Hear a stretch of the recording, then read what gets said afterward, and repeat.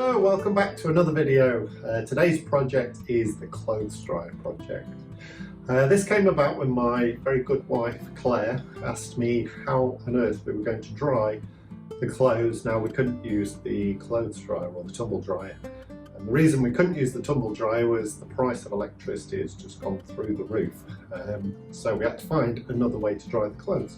So I've been on the internet, I've done some searching, and I've come across a Chinese diesel heater that I think will solve our problems. So it's off to the shed and the start of another project.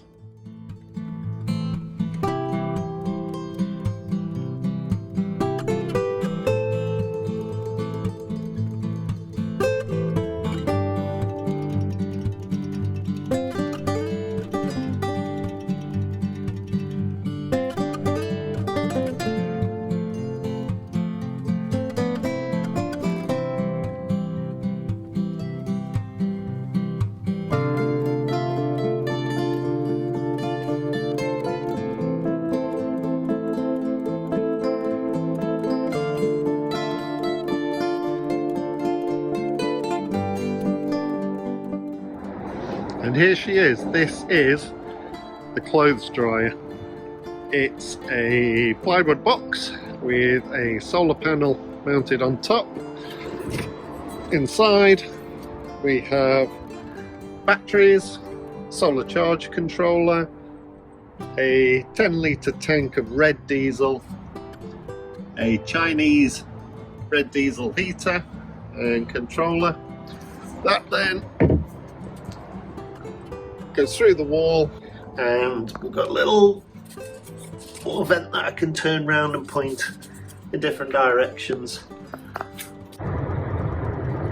So the solar panels are currently so it's just dropped down 13 volts. We got 3 watts we're generating at the moment. It's an overcast day, so it's not generating a lot. But yeah, that solar panel, I think it's a 100-watt solar panel in total, which keeps these batteries here at steady 13 volts, or at least 12.8. It very rarely goes down, to be honest. The batteries themselves in here, so I've got, let's angle those, there we go. So 4 of these batteries are 12 volts, 28 ampere hours, 4 of them, so what's that, 90 some odd ampere hours. More than enough just to power the fan and the ignition coil in the heater. That's pretty much all it does, and powers the pump there. The red diesel in the UK is a little bit cheaper. You are allowed to use it if you're heating a residential property. You're allowed to use it, so you pay a little bit less tax than you would for the same diesel fuel to go in your car, which is great. I also rigged up a little light. Sometimes I need to just check on things or refuel it when it's dark outside, so very simple. Let's have a look. A couple of strips of 12 volts LEDs, and they do the trick.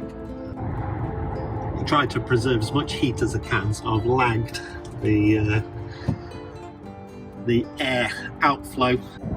This is the air intake at the front, just covered up, so I don't want to get any water or rain in there, or snow or anything like that. And the exhaust pipe that just runs from underneath the unit. So you can see on there.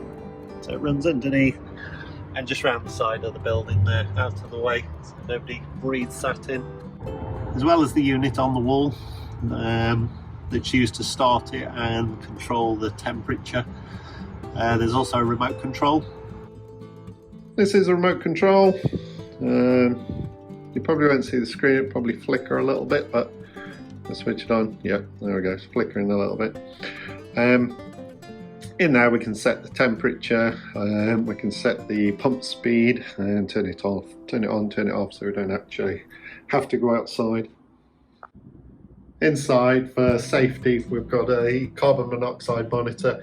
I've never detected any carbon monoxide in here, and everything that's doing any sort of combustion is outside, so all we're getting is a flow of hot air into this room. Along with that, we have a dehumidifier as well. So hot air comes in, dries the clothes, obviously creates a lot of humid air in here, so the dehumidifier then takes the humidity out of the air. So I figure between the two of lowering the humidity and raising the temperature, it creates a great environment to dry the clothes. I've also got a humidity and temperature sensor mounted under the shelf here. That connects into my Home Assistant setup, so my whole house is automated and we have various things like Alexas in each room, which allows us to control the TV, the lights, the heating. That's a whole project in itself, so that'll be for a future video. But yeah, the idea here, I can see the temperature, so I can automatically turn the dehumidifier on or off, and eventually I will connect the actual heater itself into the system, so it's all fully automated. So let's fire up. I'm just pressing the on button.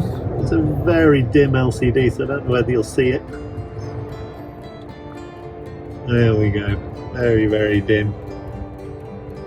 And the little fan starts spinning, takes a minute or so just to start warming up. It's got some sort of glow plug inside of there, so that has to heat up first.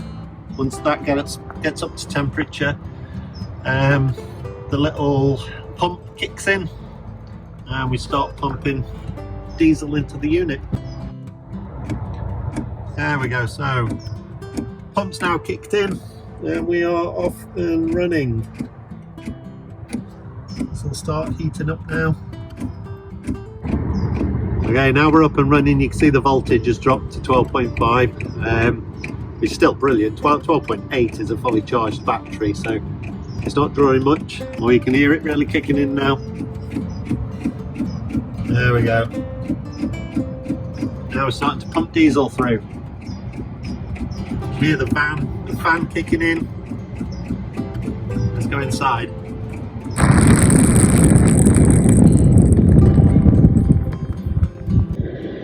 Woo. It's kicking the heat out now. I don't know whether you can see my hair going. There you go. Woo. Look, there we go. It's warming up. It's warming up. It takes 4 or 5 minutes to really get going, but yeah, that's starting to get nice and toasty. Simple thing we do now is put the clothes on the clothes horses. If we want to optimize it even more, then cover it all over with this. Just keeps the heat inside rather than circulating around the whole building. There's quite a high roof in here. That's it for this one. I hope you enjoyed that. That's the clothes dry project. Just a quick one. Thought you'd be interested. Let me know if you've got any questions. I'm happy to answer any. On to the next project. Plenty of projects to show you, so keep tuned and see you on the next video.